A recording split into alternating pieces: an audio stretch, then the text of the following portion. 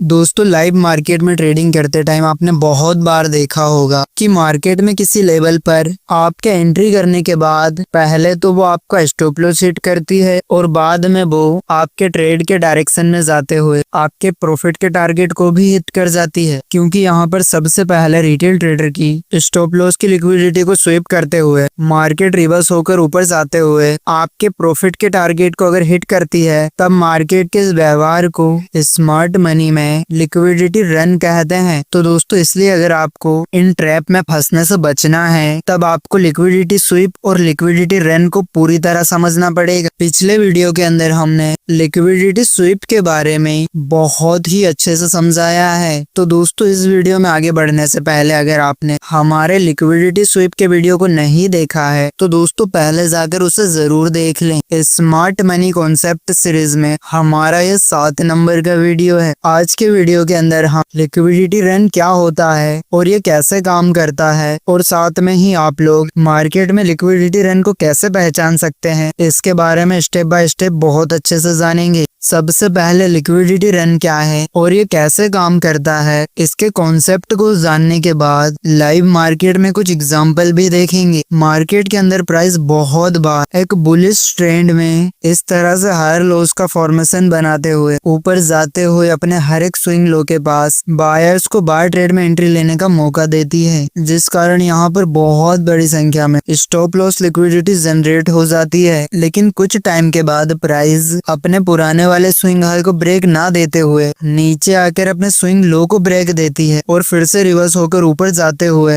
अपना पुराने वाला अप ट्रेंड कंटिन्यू करती है। अब यहाँ पर मार्केट ने इस वाले स्विंग लो के नीचे जितने भी रिटेल ट्रेडर के स्टॉप लॉस थे उन सबको हिट कर दिया है, जिस कारण ये सारे लोग अब यहाँ मार्केट से पूरी तरह बाहर हो गए हैं। यहाँ पर स्टॉप लॉस हिट करने के बाद मार्केट ब्रेकआउट की दिशा में आगे जाने की बजाय उसके विपरीत दिशा में रिवर्स हो गई है। इसीलिए यहाँ पर मार्केट ने स्टॉप लॉस के रूप में जो भी लिक्विडिटी मौजूद थी उसको पूरी तरह से खत्म कर दिया है, जिस कारण से हम स्मार्ट मनी कॉन्सेप्ट में इसको लिक्विडिटी स्वीप कहते हैं। लेकिन नीचे की लिक्विडिटी स्वीप करने के बाद बहुत बार अपने पुराने स्विंग हाई को ब्रेक देकर ऊपर जाने की बजाय अपने ट्रेंड के विपरीत दिशा में नीचे जाते हुए यहाँ पर हर एक लेवल के पास मौजूद रिटेल ट्रेडर के स्टॉप लॉस हिट करते हुए बहुत तेजी से नीचे चली जाती है। अब क्योंकि मार्केट यहाँ पर बिना रुके सीधे एक ही दिशा में मौजूद लिक्विडिटी को ग्रैब करते हुए नीचे जा रही है, इसीलिए हम इसे लिक्विडिटी ग्रैब या फिर लिक्विडिटी रन कहते हैं। लेकिन कभी कभी मार्केट अपने स्विंग हाई को ब्रेक देने के बाद नीचे न जाते हुए सीधे ऊपर चली जाती है। तो दोस्तों ये भी एक प्रकार से लिक्विडिटी रन ही होता है, लेकिन लगभग 10 में से 8 बार मार्केट दूसरे वाले एग्जाम्पल की तरह वर्क करती है, तो कुछ बार इस प्रकार से बिना रुके ऊपर चली जाती है। अब हम उम्मीद करते हैं कि अब आप लोगों को लिक्विडिटी स्वीप और लिक्विडिटी रन दोनों में क्या अंतर होता है ये पूरी तरह से समझ आ चुका है। चलो हम लोग अब लाइव चार्ट के ऊपर कुछ एग्जांपल देखते हैं। दोस्तों ये एक तरह से रियल मार्केट का चार्ट है, जहां पर मार्केट इस प्रकार से बुलिश ट्रेंड के अंदर आगे जाते हुए हायर लोस का फॉर्मेशन चार्ट के ऊपर बनाती है, जहां पर इस प्रकार से हर एक लो के पास रिटेल ट्रेडर एंट्री लेते हुए अपना स्टॉप लॉस नीचे लो पे लगाते हैं, जिससे यहाँ पर बहुत बड़ी संख्या में स्टॉप लॉस के रूप में नीचे के साइड लिक्विडिटी जनरेट हो जाती है। अब क्योंकि दिन भर मार्केट सेम एक ही दिशा में ऊपर की ओर जा रही है, इसीलिए यहाँ पर बहुत सारे ट्रेडर्स अपने प्रॉफिट को बुक करने की बजाय अगले दिन के लिए अपने बाय की पोजीशन को होल्ड करते हैं, जिस कारण यहाँ पर स्टॉप लॉस की लिक्विडिटी अभी भी मौजूद है। दोस्तों अब अगले दिन मार्केट थोड़ा सा गैप अप में ओपन होने के बाद नीचे जाते हुए जैसे ही अपने पिछले दिन के आखिरी स्विंग लो के पास वापस आती है, तब यहाँ पर बहुत बड़ी संख्या में रिटेल ट्रेडर फिर से बाइंग करते हैं, जिससे बढ़ते हुए बाइंग प्रेशर के कारण मार्केट ऊपर तो जाती है लेकिन अपने पिछले हाई को ब्रेक देने में फेल हो जाती है, जिस कारण से बाइंग के प्रेशर को कम होता हुआ देखकर कुछ रिटेल ट्रेडर यहाँ पर सेल ट्रेड में एंट्री लेते हैं और अपने स्टॉप लॉस यहाँ पर ऊपर लगाते हैं, जिस कारण से यहाँ पर भी स्टॉप लॉस लिक्विडिटी जनरेट हो जाती है। अब अगर आप लोग इस चार्ट को बहुत बहुत ही गौर से देखते हैं तब आप लोगों को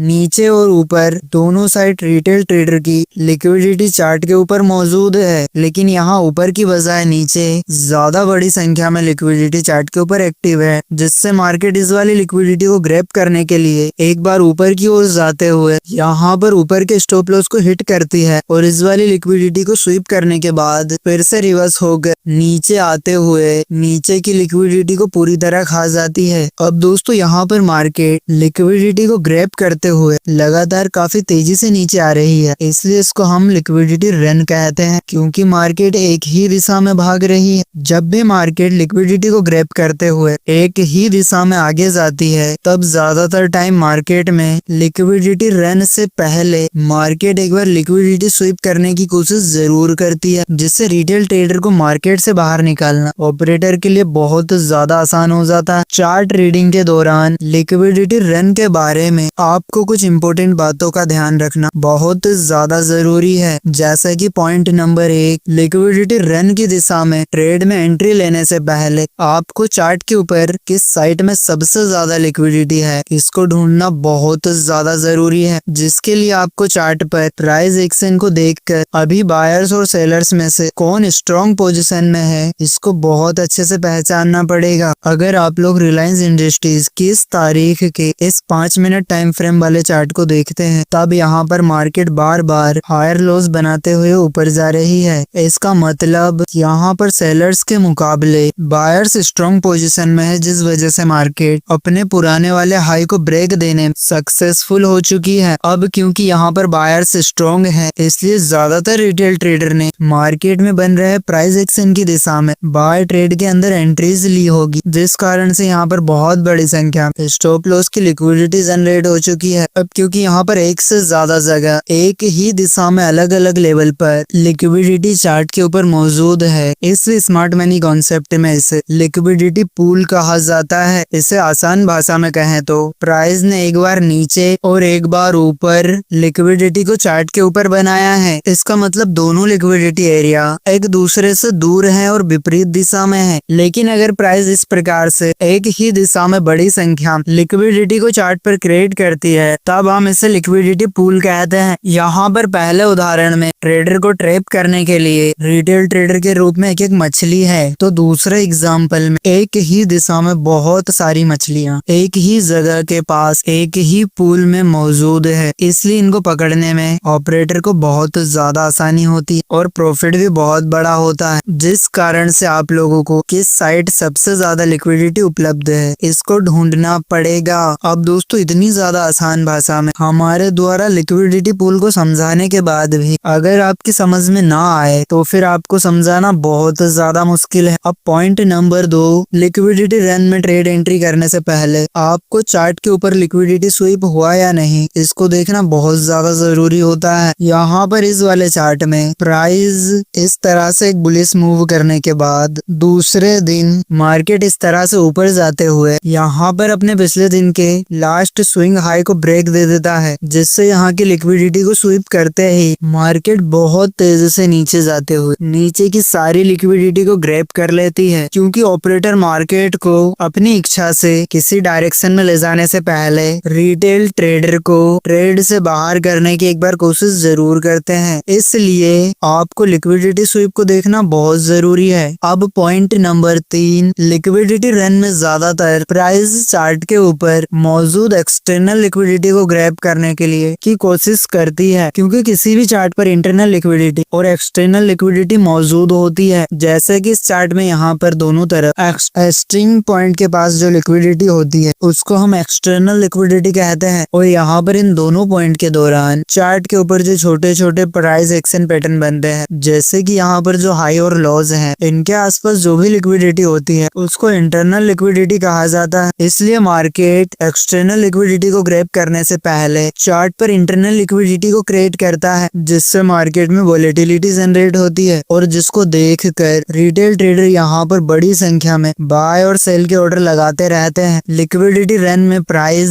ज्यादातर टाइम एक्सटर्नल लिक्विडिटी को ग्रैब करने की कोशिश करती है, इसलिए आप लोग ट्रेड एंट्री के बाद यहाँ तक अपने प्रॉफिट टारगेट को ट्रेलिंग स्टॉप लॉस लगाते हुए होल्ड कर सकते हैं। तो चलिए अब लाइव चार्ट के ऊपर लिक्विडिटी रन के कुछ एग्जांपल देखते हैं। ये दोस्तों एक प्रकार से रियल मार्केट का चार्ट है, जहाँ पर मार्केट इस प्रकार से लोअर लोज का फॉर्मेशन बनाते हुए नीचे आई है। इसका मतलब हर एक हाई पॉइंट के पास रिटेल ट्रेडर ने मार्केट में सेल ट्रेड में एंट्री लेते हुए अपने स्टॉप लॉस इस ऊपर की जगह पर लगाए हुए हैं और साथ में ही इस वाले स्विंग लो के पास जो मार्केट में बायर से शामिल हुए थे उन लोगों के स्टॉप लॉस भी यहाँ पर मौजूद है, लेकिन नीचे के मुकाबले यहाँ पर ऊपर के साइड में चार्ट के ऊपर ज्यादा स्टॉप लॉस मौजूद है। अब अगले दिन मतलब कि मार्केट एक रेड कैंडल के साथ में यहाँ बेरिश साइड में बायर्स के स्टॉप लॉस हिट करने के बाद यहाँ के लिक्विडिटी को पूरी तरह स्वीप कर देता है। साथ ही इस वाली बेरिश कैंडल को देखकर कुछ रिटेल ट्रेडर यहाँ ब्रेकडाउन के पास आज फिर से मार्केट नीचे जा सकती है, इस चीज को सोचते हुए सेल ट्रेड के अंदर एंट्री लेना चालू करते हैं, जिससे उन लोगों के स्टॉप लॉस यहाँ ऊपर लग जाते हैं। इसी कारण से यहाँ पर ऊपर के साइड में स्टॉप लॉस लिक्विडिटी और ज्यादा आ जाती है और यहाँ पर लिक्विडिटी पूल बन जाता है। अब कुछ ही टाइम के बाद प्राइस इस प्रकार से स्ट्रॉन्ग सी बुलिश कैंडल बनाते हुए